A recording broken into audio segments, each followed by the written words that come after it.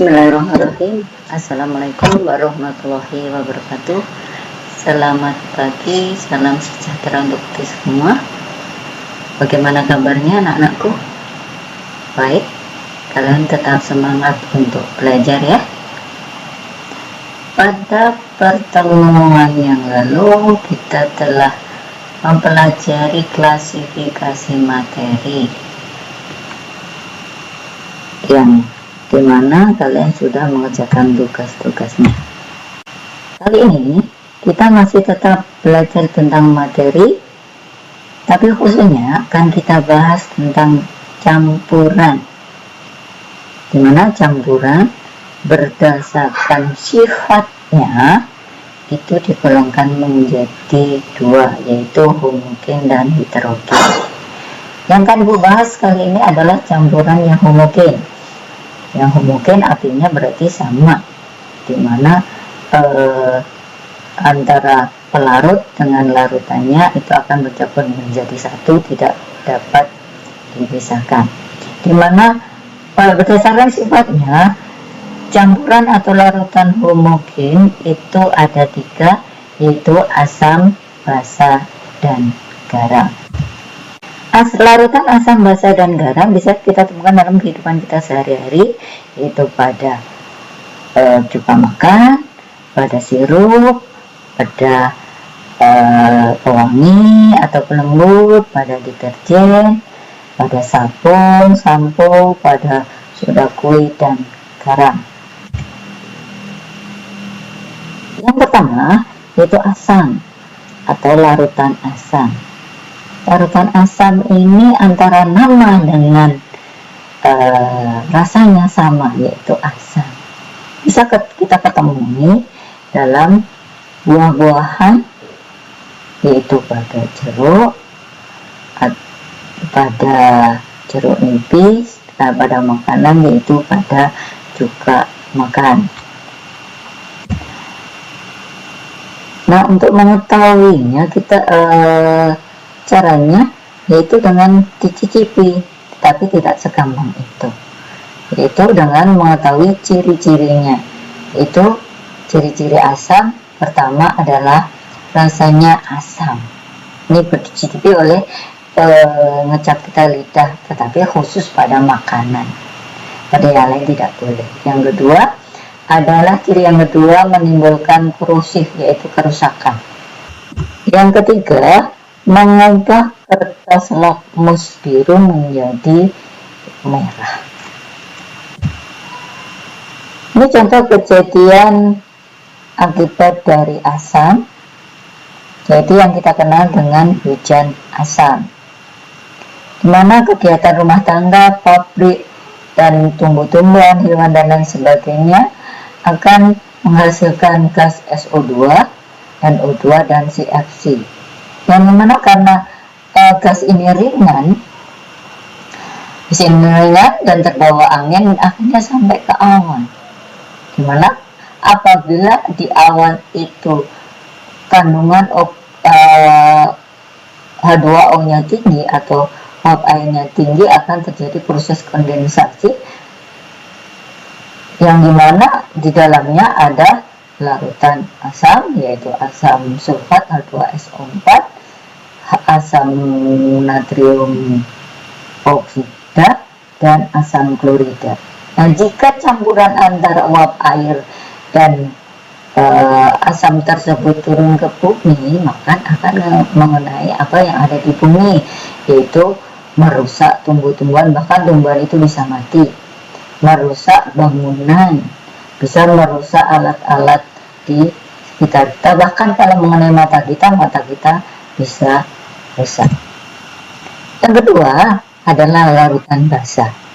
Larutan basah bisa kita ketemukan dalam contohnya yaitu sabun, sampo, dan deterjen. Seperti pada asam, basah juga mempunyai ciri. Yang pertama yaitu berasa agak pahit. Tentunya kalian pernah merasakan larutan basah, yaitu yang terjadi pada sabun ketika kita mandi, tanpa kita sadari kita merasakan pahitnya sabun. Yang kedua adalah terasa licin di kulit. Yang ketiga, mengubah kertas lakmus merah menjadi biru. Dalam kehidupan sehari-hari, larutan asam sering direaksikan dengan larutan basa yang menghasilkan senyawa netral yang kita kenal dengan reaksi netralisme.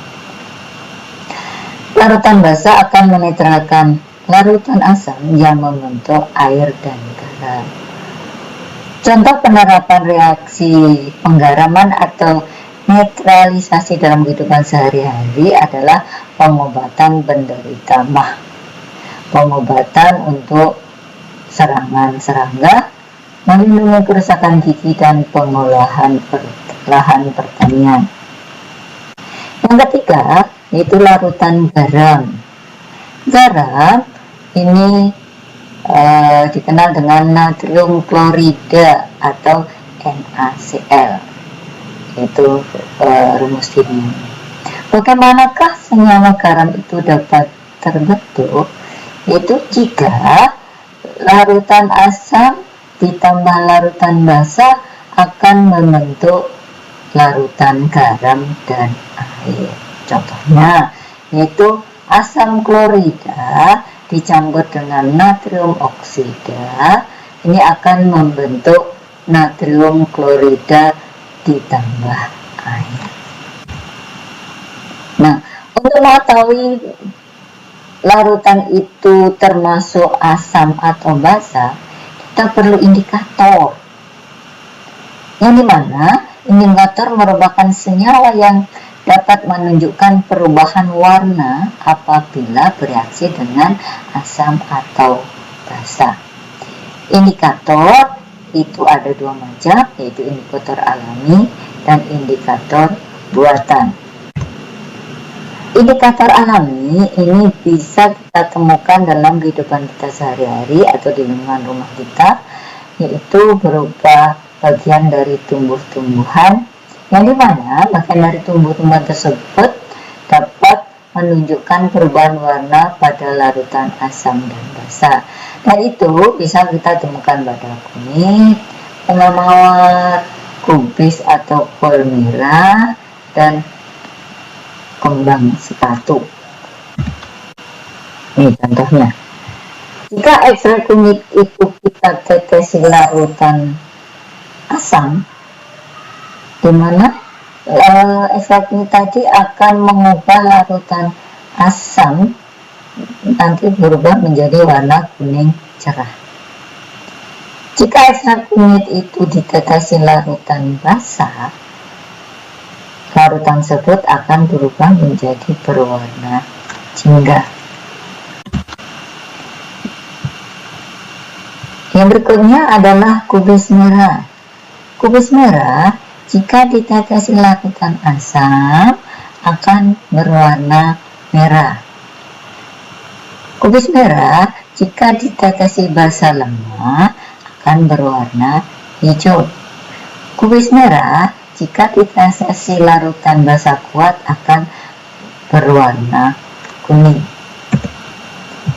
Berikutnya adalah kembang sepatu.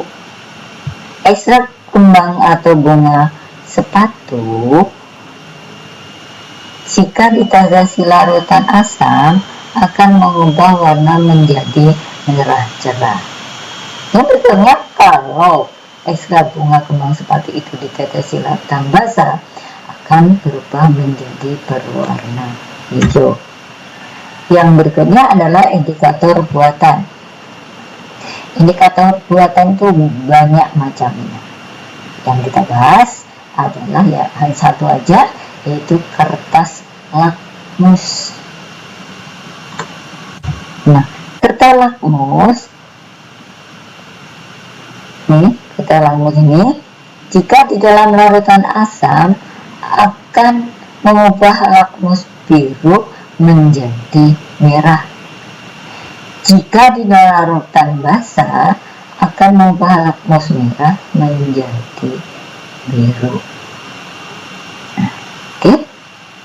Nah, itulah kegiatan kita hari ini. sampai di sini dulu tentang